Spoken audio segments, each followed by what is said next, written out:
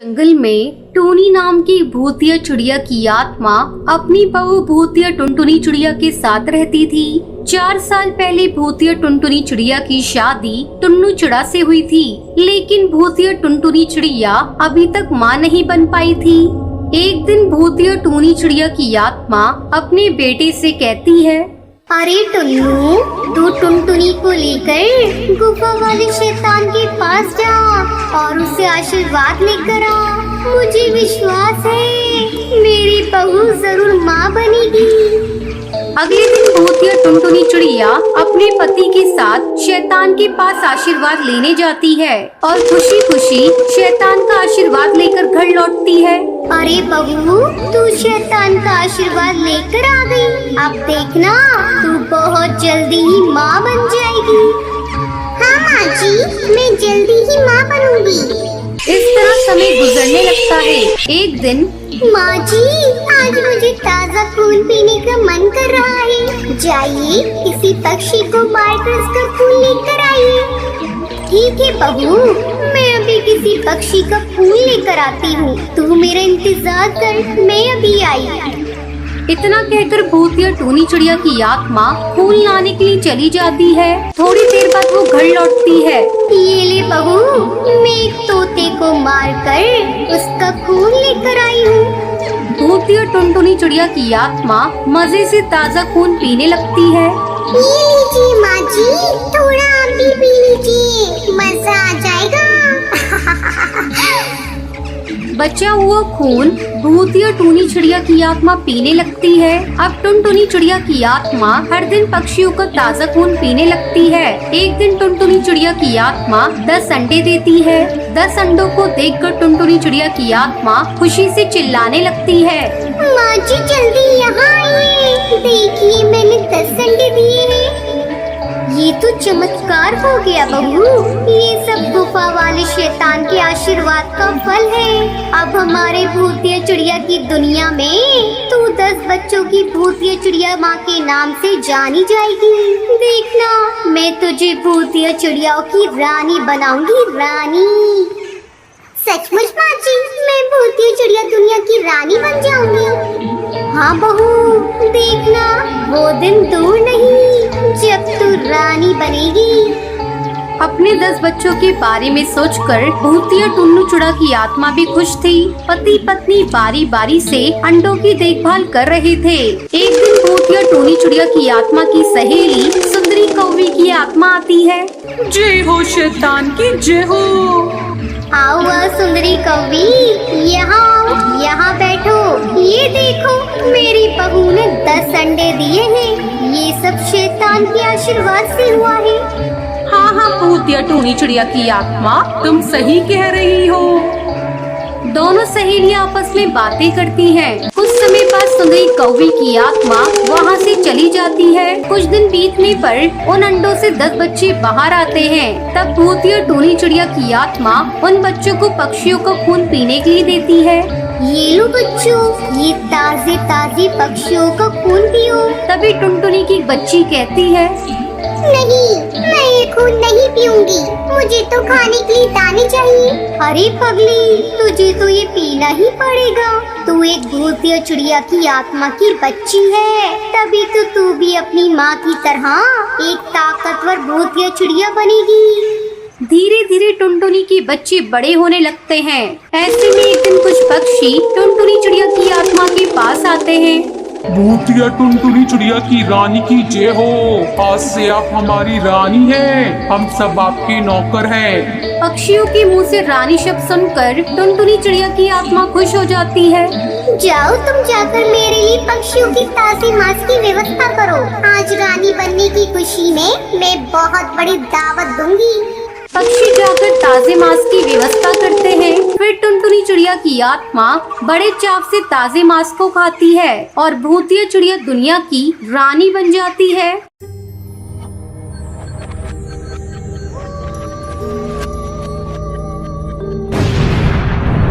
सुंदरवन जंगल में आज शादी का माहौल है। चारों तरफ मेहमानों की भीड़ भाड़ थी। वही बंटी कबूतर दूल्हा बनकर कमरे में बैठा इंतजार कर रहा था। तभी भूतिया चिड़िया की आत्मा दुल्हन के रूप में वहाँ पर आती है। अरे वाह मेरे राजा, तेरे सर पर ये सेहरा तो बड़ा जच रहा है। चुड़ैल बचाओ मुझे, मेरे कमरे में चुड़ैल घुस आई है।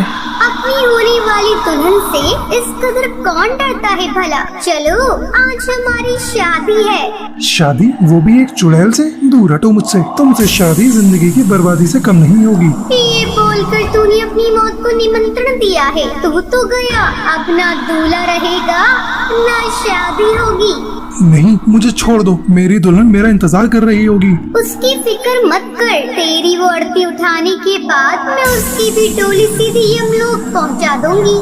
भूतिया टूनी चिड़िया की आत्मा उसे जान से मार देती है और वहाँ से गायब हो जाती है। जिसके बाद शादी के उस घर में मातम छा जाता है और बबली कबूतरी रोते हुए कहती है, हाय दैया, कौन हमारे लल्ला को पीला कर दिया रे। इतना कह रही कि बिटवा बिया न कर, वरना वो भूतिया चिड़िया की आत्मा इस शगुन घड़ी को मातम में बदल देगी। भूतिया चिड़िया की आत्मा खुश होकर कहती है, आज मेरे कलीजे को कितना सुकून मिल रहा है। कुछ वक्त गुजरने के बाद एक बार फिर जंगल में शादी की तैयारियां चल रही होती हैं और हल्दी में लिपटा हुआ कालू कौआ अपने कमरे में आकर कहता है, अब और इंतजार नहीं होता। कल कितना सुंदर लगूंगा मैं जब मेरे सिर पर सहरा, गले में माला और दूल्हे की शेरवानी होगी। दूल्हा तू, दुल्हन मैं बन जाऊंगी, तुझको अपने साथ लेकर उड़ जाऊंगी।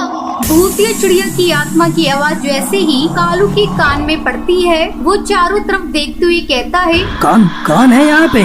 छत से लटकी तेरी दुल्हन, तू जल्दी से मेरा दूल्हा बन।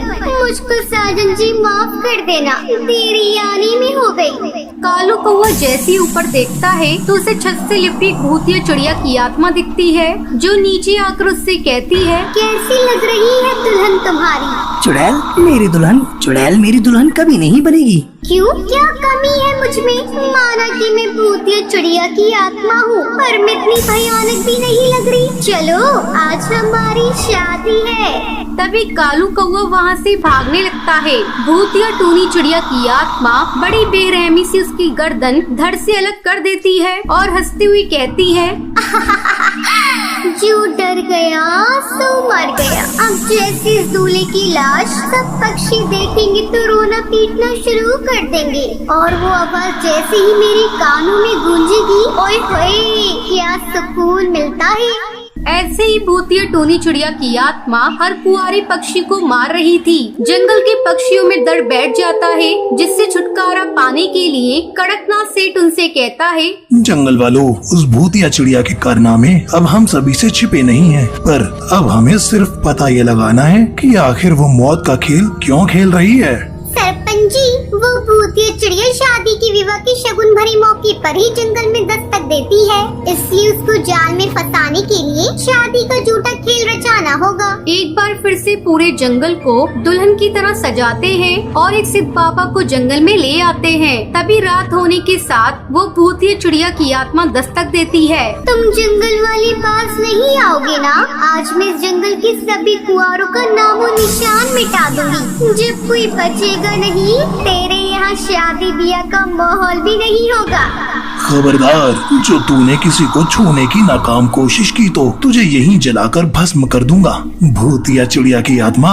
अच्छा, तो तुम सब जंगल वालों ने मेरे खिलाफ ये षड्यंत्र रचा था। देख बाबा, 4 दिन की जिंदगी बची है तेरी, उसे जी भर के जी ले। क्यों खाली पीली मरना चाहता है? बता, क्यों तू शादियों में विघ्न डालकर दूल्हों को मौत की नींद सुला देती है, वरना मैं तेरा खेल खत्म कर दूंगा। भूतिया टूनी चिड़िया की आत्मा और बाबा में घमासान युद्ध छिड़ जाता है और भूतिया चिड़िया हार मानकर घुटने टेक देती है और कहती है, मैं सब कुछ बताती हूँ। मेरा नाम टूनी है। मैं चंदनवन जंगल में अपनी माँ के साथ रहती थी। मेरे जन्म के साथ ही मेरे पिता चल बसे, जिस कारण जंगल के पक्षी मुझे अपशगुनी कहकर पुकारते थे। उस दिन जंगल में शादी का माहौल था। मैं भी तैयार होकर शादी में पहुँची, जहाँ सुंदरी कौवी ने मुझसे कहा, अरे इस शगुन के अवसर पर अपशगुनी को किसने आमंत्रण दिया? इसके कदम अशुभ है। काकी माँ, मैं अपशगुनी नहीं हूँ, मुझे अपशगुनी ना कहिए। अरे जन्म लेते ही अपने बाप को खा गई। अपशगुनी है तू, अपशगुनी। तू चली जा यहाँ से। मैं रोती हुई वहाँ से चली गई। कुछ ही महीनों में मेरा रिश्ता एक अच्छे घर में तय हो गया। शादी वाले दिन घर में तैयारियां शुरू हो गई और शाम होने के साथ में आंखों में शादी के सपने सजाए बैठी थी। तभी चार कंधों पर मेरे होने वाले दूल्हे की अर्थी आकर रुकती है और दूल्हे की माँ हरी काकी ने मुझसे कहा, अरे डायन, तू सच में अपशगुनी है। मेरे बेटे को खा गई, बेड़ा गर्क हो तेरा। तू सच में अपशगुनी है, जा जाकर मर जा कलंकनी। सब जंगल वालों ने मुझे अपशगुनी होने का ताना दिया। वो अपशगुनी शब्द का बोझ लेकर मैंने आत्महत्या कर ली। जिस तरह मेरा दूल्हा शादी की घड़ी मारा गया, आज के बाद कोई भी विवाह का सुख नहीं देखेगा। मुझे खुशी नहीं मिली तो किसी को भी नहीं मिलेगी। होता वो ही है जो नियति।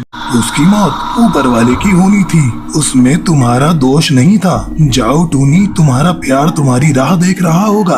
भूतिया टूनी चिड़िया की याद